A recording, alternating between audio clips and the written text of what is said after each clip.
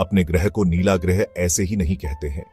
धरती का ज्यादातर हिस्सा महासागरों से ढका है। ये छोटे छोटे प्लैंकटन से लेकर विशाल व्हेल तक जीवन से भरपूर है। समुद्री जीवन कई कारणों से महत्वपूर्ण है।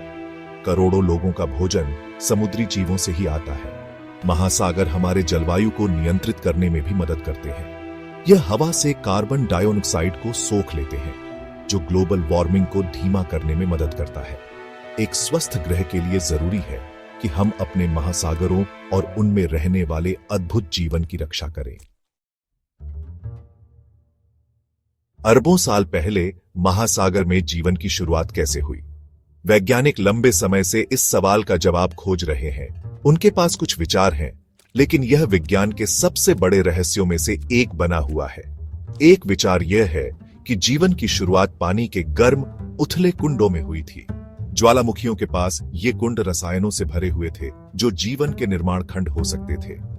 एक और विचार यह है कि जीवन की शुरुआत समुद्र में गहराई में हाइड्रोथर्मल वेंट के आसपास हुई थी। ये वेंट पृथ्वी की पपड़ी से गर्मी और रसायनों को छोड़ते हैं, जो शुरुआती जीवन रूपों को ऊर्जा प्रदान करते हैं। पहले जीवन रूप बहुत ही सरल एकल कोशिका वाले जीव थे। लाखों वर्षों में ये सरल जीव विकसित हुए।